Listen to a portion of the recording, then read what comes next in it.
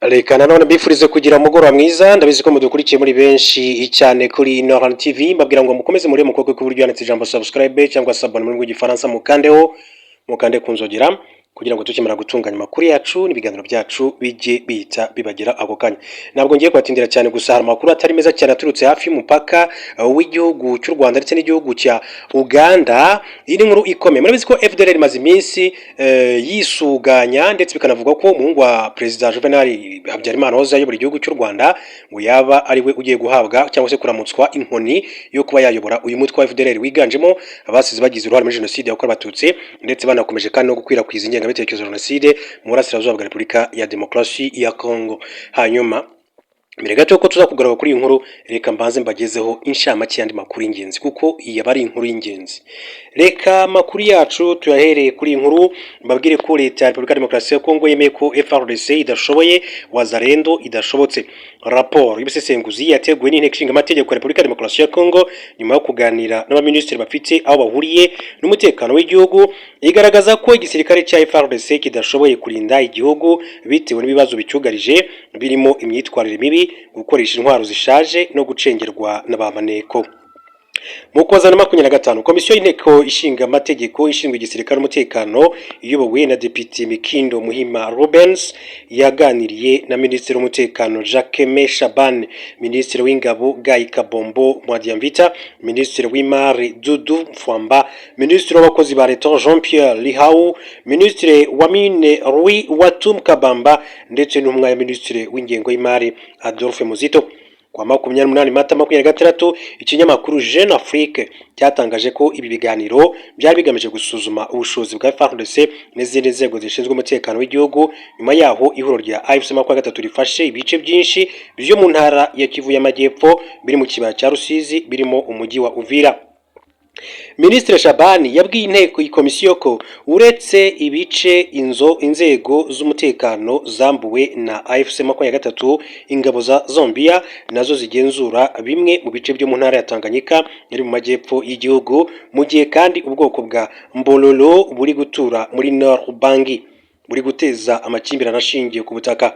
Uyu muyobozi yavuze ko umutekano w'igihugu n'umwe bw'abanyekongo biri mu kaga, agaragaza ko nihadafatwa ingamba zikomeye ziteguye neza kandi zihuse ibintu bishobora kuzamba mu gihugu hose kandi ko bizahungabanya politike imibereho y'abaturage n'ubukungu muri rusange. Minisitiri Shabani yagaragaje ko abashinzwe umutekano boherezwa nabi mu bice bitandukanye, agaragaza ikibazo cy'intwaro zikomeje kunyanyagizwa mu bice bitandukanye by'igihugu, ruswa yahawe intebe muri izi nzego kandi ko inzego zimwe na zimwe z'umutekano zacengewe n'abamaneko. Minisitiri w'ingabo Mwadiamvita yahawe umwanya agaragaza ko nubwo FARDC yaguriwe drone zirasa ku ntera ndende ndetse n'indege z'intambara zifite ubushobozi bwo gusenya ibirindiro by'ingenzi bya AFC 23 rero naryo ryaguze ikoranabuhanga riyobya ibi bikoresho imbaraga leta yashoye zipfa ubusa. Mwadiamvita yavuze ko gutsinda intambara yo muri Kivu y'Amajyaruguru na Kivu y'Amajyepfo bisaba guhuza ingamba za diplomasi, ubutasi, gisirikare n'ubukungu, ashimangira ku rwego rw'umutekano rwa RDC rukwiye kuvugururwa muri rusange FARDC ikibandwaho. Perezida wa RDC Felix Tshisekedi yamaze igihe kandi yemereye buri musirikare woherejwe ku rugamba ishimwe ry'amadolari 320 buri kwezi. Abagenerwa bikorwa bara abasirikare 180 ariko amakuru yatanzwe muri isesengura agaragaza ko aya mafaranga ataratangira gutangwa.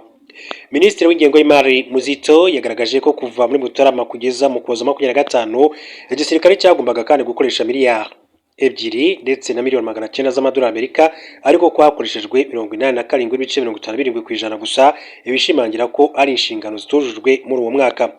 Ikibazo cy'ihangana rya FARDC n'ihuro ry'imitwe y'Abazalendo cyakunze kugaragara kuva mu ntangiriro za 2023 cyaganiriweho muri komisiyo igaragaza ko iyi mitwe ihabwa miliyoni 4 z'amadolari buri kwezi ariko ko imiyoborere n'imyitwarire yayo irimo ikibazo gikomeye. Minisitiri Fwamba yasobanuye ko nyuma y'urupfu rwa General Major Peter Chirumwami Nkuba wayibaraga intara ya Kivu y'Amajyaruguru rwabaye muri Mutarama 2025 Wazalendo yagaragayemo akavuyo kenshi, ahamya ko uyu musirikare yari ingenzi mu miyoborere ya Wazalendo. Nubwo bimeze bityo, Minisitiri Mwadiamvita we yagaragaje ko Wazalendo ari igisubizo cyiza mu kurwanirira igihugu kandi ubufatanye buri hagati y'ihuriro na FARDC bukwiye kuguma uko buraho kurikoreshwa nk'urwego rwa leta, icyakoze akabaho amavugurura atuma ryubahiriza uburenganzira bw'ikiremwamuntu. Minisitiri Mwadiyamvita yagaragaje ko mu gihe intambara kandi izaba irangiye abarwanyi ba Wazalendo bazarambika intwaro basubizwe mu buzima busanzwe. Hari bamwe bagaragaje ko batazemera kuba mu buzima bwa gisivili, basaba kwinjizwa mu nzego z'umutekano w'igihugu cya Repubulika ya Demokarasi ya Kongo. Mbere ko tujya hafi n'umupaka w'igihugu cy'u Rwanda ndetse n'igihugu cya Uganda, mabwire ko Perezida Assimi Goïta yavuze ko abagabye ibitero i Bamako muri Mali bose bazicwa. Perezida wa Mali Assimi Goïta yagaragaye bwa mbere mu ruhame nyuma y'ibitero byagabwe n'imitwe y'iterabwoba muri Mali, avuga ko iyo mitwe bagomba kwirimbura yose.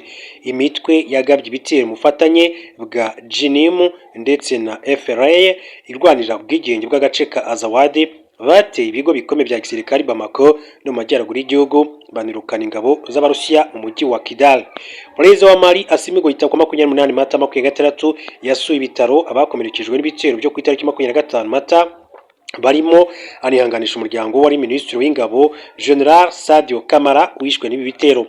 Ijambo rigufi ryanyuze kuri televiziyo mu ijoro rivuga ko ingabo ziri mu bikorwa byo kurwanya iyo mitwe yitwaje intwaro kandi ibikorwa birakomeza kugeza igihe imitwe yose iranduye burundu. Amashusho JNIM yashyize hanze yagaragazaga ko ibitero bagabye bigamije kwihorera ku bya drone ingabo za leta zeruka kugaba kuri uyu mutwe. Umuvugizi w'uyu mutwe Bina Diara yavuze ko umurwa mukuru Bamako wagoswe n'abarwanyi bawo ndetse nta byinjira cyangwa se ibisohoka. Ati guhera uyu munsi Bamako irafunze kubava mu mpande zose. Mu mwaka ushize JNIM yahagaritse ibikomoka kuri peteroli ndetse n'ibyashobora kwinjira i Bamako kugeza mu minsi mike ishize bitegura kugaba ibi bitero. France 24 yanditse ko Uburusiya bwahamije ko iyi mitwe yitwaje intwaro iri kwisuganya nyuma y'uko ingabo z'Uburusiya zifatanyije kuburizamo umugambi wo guhirika ubutegetsi no gufata bimwe muri bimwe mu bikorwa remezo by'ingenzi. Itangazo rya Minisiteri y'Ingabo mu Burusiya rigira riti umwanzi ntabwo yavuye kwizima ku bikorwa by'ubushotoranyi ndetse ari kwisuganya. Rivuga ko Uburusiya buri gukora iperereza ngo busenye ibirindiro by'iyi mitwe ndetse biteguye guhangana n'ibindi bitero byagabwa. Ibyo rero byakomeje kugenda bigarukwa muri rusange, ariko reka noneho tujye ku mupaka w'u Rwanda n'igihugu cya Uganda. Turi amakuru aturuka ku mupaka w'igihugu cy'u Rwanda ndetse n'igihugu cya Uganda ndetse na Repubulika ya Demokarasi ya Kongo nuko abaturage barimo bararira yo kwarika bashinja FDLR kubashimuta ndetse no kubacucura. Abatuye mu karere ka Kisoro muri Uganda bashinja abarwanyi b'umutwe w'iterabwoba FDLR kwambuka umupaka baturutse mu burasirazuba bwa Repubulika ya Demokarasi ya Kongo bagashimuta ndetse kandi bakabacucura imitungo yabo. Mbibutsa ko uyu mutwe wa FDLR niwo watumye u Rwanda rugumizaho ingamba z'ubwirizi ndetse n'ubu ngubu mu masezerano yasinyiwe Washington baracyasaba ko habaho gusenya umutwe wa FDLR kugira ngo u Rwanda ruvaneho ingamba z'ubwirinzi. Bati twakwizera gute umutekano mu gihe FDLR gikorana n'ingabo za Kongo, igikorana n'ingabo z'Abarundi, igikorana na FRDC, ibirukana n'ingabo za Kongo na Wazalendo bose uko bambuka bajya muri Uganda ni nako bakwambuka umupaka baza mu gihugu cy'u Rwanda. Gusa dushimira Imana ko ubu ngubu umujyi wa Goma, umujyi wa Bukavu yose yamaze gufatwa n'umutwe wa 23. U Rwanda retse kwemeza ko bafitanye imikoranire hari n'ayindi niba ari bo bacunga umupaka wa Goma ndetse na Bukavu. Hariya ujya muri Bukavu ujya muri Goma, ni gute batakorana na leta y'u Rwanda? Kandi mu by'ukuri u Rwanda impamvu rwashyize ingamba z'ubwirinzi hariya ni ukugira ngo bakomeze kurinda ibitero bya hato na hato byari bisanzwe bigabwa n'umutwe wa FDLR. Babonye ko kwambuka baza mu Rwanda bigoranye, batangiye kwambuka bajya muri Uganda bajya kwica abaturage baho ndetse no gushimuta ndetse no gucucura abacuruzi n'abaturage, ibikorwa byabo bikarushaho gukomeza kugenda bihungabana muri rusange. Gusa ntibizabahira nk'uko igisirikare cya Uganda cyabivuze mu nama y'umutekano yabaye ku 28 Mata 2026 abatuye mu bice byo ku mupaka birimo Nyabwishenya, Mupaka na Nkuringo bahamije ko abarwanyi ba FDLR bambuka kenshi kandi ko bakorana na bamwe mu Banya-Uganda. Nkuko byatangajwe n'ikinyamakuru Daily Monitor, umuturage witwa Rumaziminsi Vena yasobanuye ko mu mpera z'icyumweru gishize umuturanyi we witwa Musekula Jacques yashimutswe n'abarwanyi ba FDLR, nyuma bagahamagara umuryango we basaba miliyoni 5 z'amashinge kugira ngo bamurekure. yagize ati twarakatuje twemeranya ku mashiringi 500.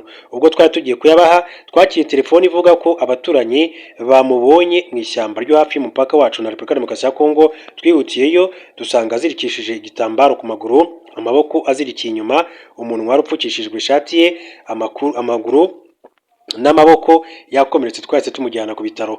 Umuyobozi w'ishyirahamwe ry'abacuruzi muri santere y'ubucuruzi ya Mupaka, Manirumva Valence, yatangaje ko abarwanyi ba FDL bateye urugo rwe mu rukera rwo ku itariki 30 Werurwe, yihisha munsi y'igitanda atabaza inzego z'umutekano.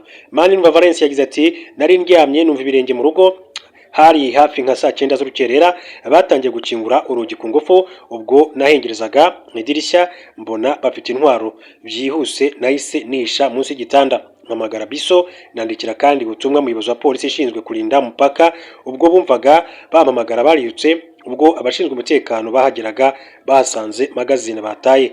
Uwimana James ucururiza muri Mupaka yatangaje ko yatezwe n'abitwaje intwaro akeka ko ari FDL mu ijoro ryo ku itariki 23 Mata. Yavuze ko bari bashyize bariyeri hafi ya santere y'ubucuruzi ya Kamugemanyi. Ubwo bahageraga ubwo yabageragaho ari kuri moto, bamukubita imbunda, ati mu kwiruka ata miliyoni 1 y'igice y'amashiringi ya Uganda yari afite. Ati nashoboye gucika ariko bantwariye amafaranga. Abaturage babonye moto yanjye mu gitondo cy'umunsi wakurikiyeho. Umuyobozi wa santere ya Mupaka Ndekezi Emmanuel yatangaje ko aba barwanyi bagaba ibitero cyane cyane ku bacuruzi, kandi ko bamwe mu baturage bazi nabo bakorana, ariko ko bagira ubwoba bwo kubatangaho amakuru. Umuyobozi wa Battalion 35 y'ingabo za Uganda zikorera muri Kisoro, Lieutenant Colonel Steven Sabiti, yatangaje ko amarondo yakajijwe mu bice byegereye umupaka w'iki gihugu na Repubulika Demokarasi ya Kongo, asaba abaturage yo gukorana n'inzego z'umutekano kugira ngo zikemure iki kibazo. Lieutenant Colonel Sabiti yagize ati UPDF ntiyigeze ibura abasirikare babiri ba UPDF bafite ubushobozi bwo gusenya ikigo cyose cy'izinyeshyamba. Niba winjiye mu gihugu cyacu ufite intwaro, uhita uhinduka umwanzi, tukaguhiga. Icyo tubasaba na makuru ibikorwa byatangiye. Umunyamakuru Ignatius Bahizi utuye muri Kisoro yatangaje ko iki kibazo kimaze igihe kandi ko cyakumye mu nkokora ubucuruzi n'ishoramari. Abaturage benshi kandi bafashe icyemezo cyo guhagarika ibikorwa byabo saa 1 z'umugoroba muri iki gihugu cya Uganda. Mu yandi makuru mabwire ko Perezida w'u Burundi Evariste Ndayishimiye yagize Ambassadeur Evelyn Butoyi, Minisitiri ushinzwe itumanaho n'itangazamakuru, abusimbuje Gabi Bugaga wapfuye tariki ya 16 Mata 2026. Ambassadeur Evelyn Butoyi asanzwe ahagarariye Burundi muri Zambia kuva muri 2024, Malawi, Angola, Zimbabwe n'umuryango uharanira guteza imbere ubukungu muri Afurika yo hagati n'iy'amajyepfo COMESA. Uyu mudiplomate kandi yabaye Minisitiri ushinzwe urubyiruko, amaposita n'ikoranabuhanga kuva muri 2018 kugeza muri 2020, aba umuvugizi wa Perezida Ndayishimiye muri 2021. Asimbuye Gabi Bugaga mu gihe kandi urupfu rwe rukivugisha abarundi benshi. Bamwe muri bo bahamya ko yishwe n'ubwo leta y'u Burundi yatangaje ko yazize impanuka y'imodoka. Perezida Ndayishimiye yakoze izindi mpinduka muri guverinoma, aho witwa Egide Nijimbere yagizwe Minisitiri w'ibikorwa remezo ni engineer miturire, gutwara abantu n'ibintu ndetse n'ibikoresho, asimbuje Dieudonné Dukundane. Fidel Nkezabahizi yagizwe kandi Minisitiri w'ubuzima, asimbuye Dr Redwine Baradahana. Hanyuma rero tugenda dusatira kandi ubusozo w'amakuru yacu, bikaduce n'ubundi mu gihugu cy'u Burundi babwira amakuru akomeje kugenda havugwa. N'umwuka mubi ukomeje gututumba mu ngabo watumye Ndashimira kuri intwaro zikomeye cyane y'Ubujumbura. Igisirikare cy'u Burundi cyatangiye kwimura intwaro mu bigo bya gisirikare Bujumbura kizijyana ahakorera batayo ya 3 mu mujyi wa Gitega, ahanini bishingiye ku mwuka mubi uri mu ngabo z'igihugu. Hashize iminsi mike Perezida Ndashimye yakoze impinduka mu miyoborere y'ingabo z'u Burundi, aho yakuyeho uwari umuvugizi w'ingabo Brigade General Gaspard Baratuza n'uwari ushinzwe ibikoresho bya gisirikare Colonel Ernest Musaba, umusimbuza Colonel Thierry Kabula. Ubwo intwaro z'u Burundi zo mu kigo cya gisirikare cya Musaga zaturikaga, uwari umuvugizi w'ingabo ariwe Brigade General Gaspard Baratuza avuze ko byatewe n'umuriro w'amashanyarazi, ariko nyuma Perezida Ndayishimiye arabavuguruza avuga ko nta mashanyarazi yahabaga. Nyuma y'iminsi 2 Colonel Kabula ashyizwe muri izi nshingano, Perezida Ndayishimiye yamutegetse kwimura intwaro z'ingenzi zikavanwa i Bujumbura, izo zirimo Mortier 120 ndetse na 82, intwaro nini za BM 21 rocket launchers ndetse n'ibindi. Kwa 24 Mata hagaragaye kandi amakamyo ya gisirikare 50 atwaye ibikoresho byavaga mu kigo cya gisirikare cya Muha na Muzinda muri Mujumbura no muri brigade ikoresha intwaro ziremereye ya Mwaro, byose bijyanwa mu kigo gikoreramo batalion ya gatatu y'abakomando cya Gitega. Nyuma y'ukwezi ububiko bw'intwaro mu kigo cya gisirikare i Bujumbura buturitse bugahitana abantu barenga 13 ndetse ibintu byinshi bikangirika. Ibikorwa byo kwimura intwaro abasesenguzi basanga atari ukwimura intwaro kubera impamvu z'umutekano, ahubwo harimo n'ibibazo by'ubwumvikane buke hagati y'ingabo. Ibivugwa n'abasesenguzi hanini bishingira ku mwuka mubi uri hagati ya President Ndayishimiye n'umugaba mukuru w'ingabo z'u Burundi General Prime Niyongabo n'ibibazo yagiranye n'abayobozi batandukanye. Mu bindi bitera umwuka mubi harimo ibikorwa byo kohereza ingabo mu burasirazuba bwa Repubulika Demokarasi ya Kongo mu ntambara ingabo za leta zihanganyemo na AFC/M23.